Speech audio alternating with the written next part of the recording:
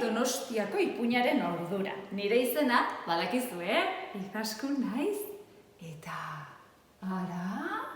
Baina nora etorri naiz gaur ipuina kontatzera. San Telmo Museoa da, Euskal Gizartearen Museoa. Eta badakizu ezer? Euskal Herriko zaharrena. Baina, ez pentsa, berrituta dago, oso politia gainera. Etorri beharko zenukete ikustera, ez baldin baduzu inoiz ikusi oraindik. Eta hau, hain zuzen ere, non dago eguzkitxo? Ara, Altzoko handiaren aulkian eserita dago. Hoixe baita, aukeratu dudan txokoa gaurko istorioa kontatzeko. Bazan behin, Jone izeneko neskato bat.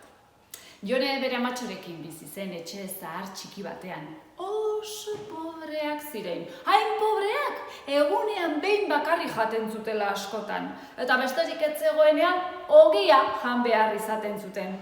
Pentsa, zenbat aldiz jaten dugu guk egunean, Eta zenbat gauza goxo gainera. Egun batean, Joneren amatxok honela deitu zion. Jone, zatoz, gauza bat daukat zuri esateko. Zer da, ama? Ai, maitea, gaur goizean, txamponen kutxa ireki dut. Eta ez zaigu txamponik gelditzen. Bat bakarra. Ai, gure behi maitatuena saldu beharko duzu bihar goizean azokara joan da. Ama, esan zuen Jonek, beha ez. Ezin dugu besterik egin, ez zaigu dirurik gelditzen. Hurrengo goizean, Jonek behia hartu eta tip-pitapa goiz azokara bidean joan zen. Eta bidetik joala, bapatean, agure zahar batekin egin zuen topo. Nora zoaz neskato horren goiz? Azokara, amatxoko esan dit, behia saldu behar dugula, dirurik ez daukagulako. Ideia bat daukat. Tori, hemen baditut 5 baba ale. Eta hau isek emango dizkizut zure behiaren truke. Ez barkatu, guk ez ditugu baba ale horiek behar, guk dirua behar dugu janaria erosteko. Esan zuen Jonek. Orduan agureak. Baba ale hauekin, ez zaizue sekula gehiago janaria faltako. Magikoak dira. Jonek hori entzundakoan baba aleak hartu musu eman behiari eta etxera abiatu zen korrika. Pozik egindako trukeagatik. Ama! Zein azkarri iritsi zaren? Bai, zenbat diru eman dizute behiaren truke? Begira, hauxe lortu dut. Joneren amatxok, baba aleak ikusitakoan, asartu egin zen. Baina, Jone, 5 baba xistrinen truke saldo duzu gure azkeneko behia. Ama, emandako gureak magikoak direla esan dit. Baita zera ere, ziria sartu dizu. Eta Joneren amatxok, babaleak hartuta, asorreturik leihotik bota zituen.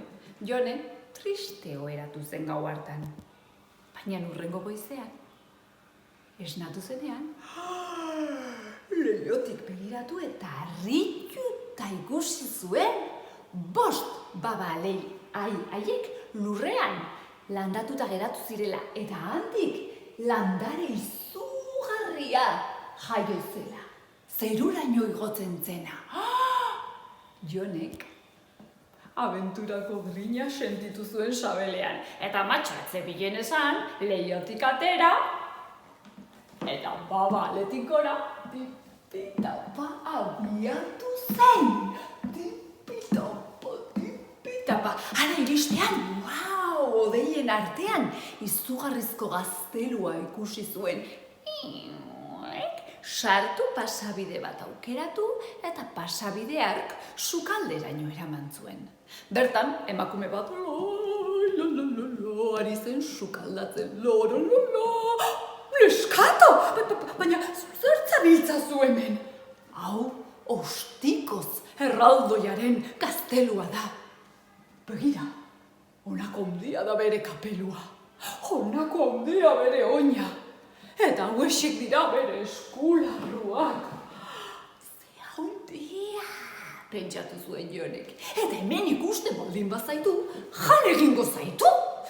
Ai ama, badator, izkutatu zaitez.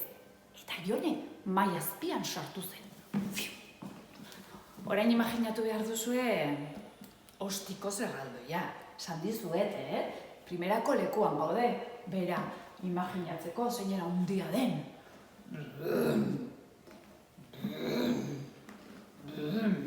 Ostiko zerraldoia sartu eta usnaka hasi zen.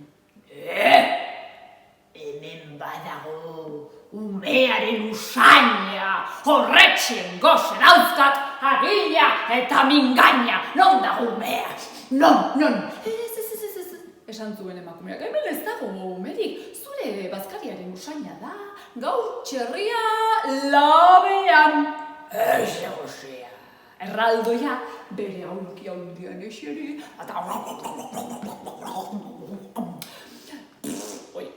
berehala jantzuen txerria. Eta orduan, zakutxo bat atera zuen. Eta urrezko txamponak zenbatu zituen banan-banan. 1, 2, 3.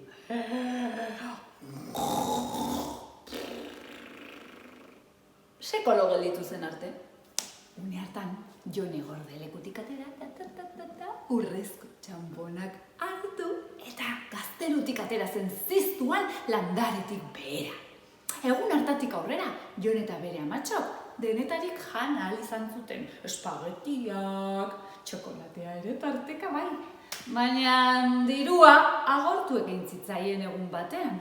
Beraz Jonek berriro ere landaretik gora gaztelura igotzea erabaki zuen. Pasabidea aukeratu eta berriro sukaldean azaldu zen eta bertan aurreko emakume berdina. Baina neskatu, zu berriro hemen, hau ostiko zerraldoiaren gaztelua dela badakizu.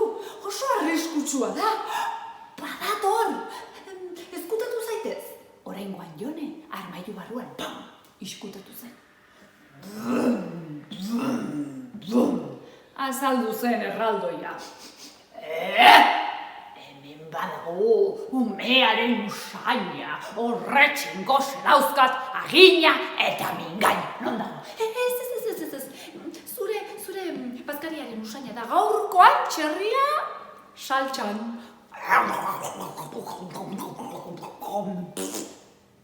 Erraldoia jan eta oraingoan ez zituen urrezko txamponak atera. Oraingoan olioa jarri zuen mahai gainean. Errun olioa errun, errun arraultza errun. Eta olioak urrezko arrautza errun zuen.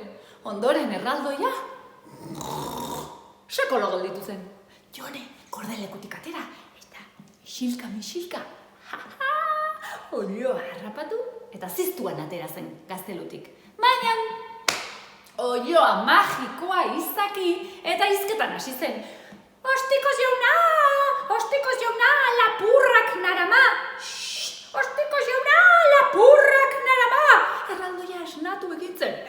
Lapurrak nire etxean. Ai.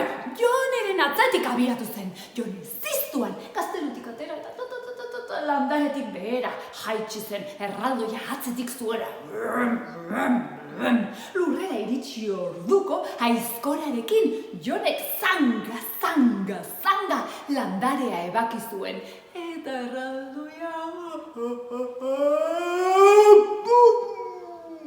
erori sekulako zuloa lurrean egin eta antxe gelditu omen zen lurperatuta.